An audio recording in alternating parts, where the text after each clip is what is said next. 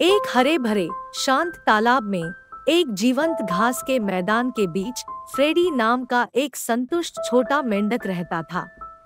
उसे एक perfect water lily का पत्ता मिला था जिस पर उसने अपना घर बनाया था और यह झिलमिलाते पानी से घिरा एक छोटे से द्वीप जैसा दिखता था।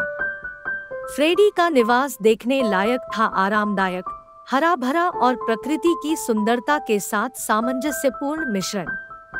फ्रेडी अपनी प्यारी पत्नी फियोना के साथ अपना रमणीय निवास में रहता था।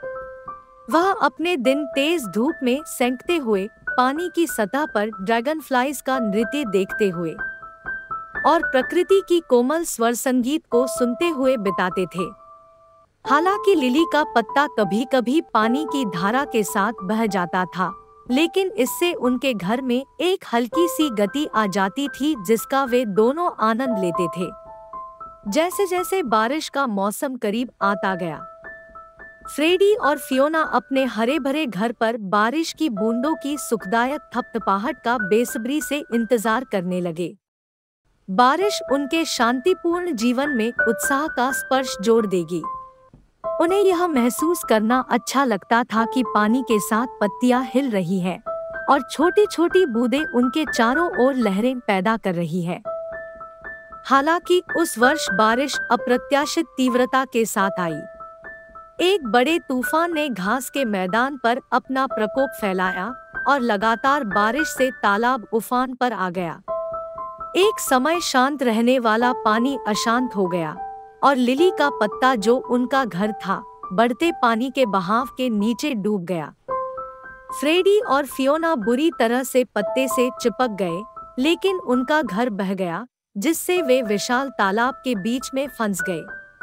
जब उन्हें एहसास हुआ कि वे तैर नहीं सकते और अब वे पानी की धाराओं की दया पर निर्भर हैं, तो उनमें घबराहट फैल गई। वे इस उम्मीद में डटे रहे कि पानी का स्तर कम हो जाएगा, लेकिन पानी कम होने का कोई संकेत नहीं मिल रहा था। उनके दिल दुख से भारी हो गए। फ्रेडी और फियोना ने अपने भाग्य पर विचार किया। तालाब, जो उनका आश्रय था, अब एक दुर्गम बाधा में बदल गया था।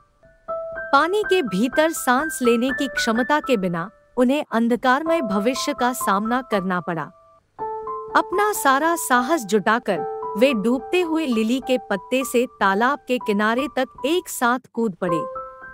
वे बहुत मुश्किल से छलांग लगाने में कामयाब रहे, लेकिन उनका हौसला बरकरार रहा।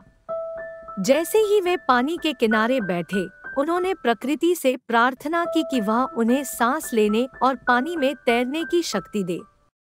उनकी विनती की गंभीरता से प्रेरित होकर प्रकृति माँ उनके सामने प्रकट हुई। उन्होंने उनकी इच्छाओं को सुना और उनके सामने आने वाली चुनौतियों को समझा। यह महसूस करते हुए कि मेंढकों को भोजन के लिए पानी में उतरने की जरूरत है, उसने उन्हें एक अद्भुत उपहार दिया। पानी में स्वतंत्र रूप से सांस लेने और तैरने की क्षमता। इस नई शक्ति के साथ फ्रेडी और फियोना की दुनिया का विस्तार हुआ। वे अब पानी की सतह पर रहना या तालाब की गहराई का पता लगाना चुन सकते थे। यह छोटे मेंढकों के लिए एक सपना सच होने जैसा था और उनकी खुशी का कोई ठिकाना नहीं था। अगर आपको मेरी कहानियाँ अच्छी लगती हो तो कमेंट करके जरूर बताइएगा और मेरे YouTube चैनल को सब्सक्राइब, लाइक, शेयर करना मत भूलना।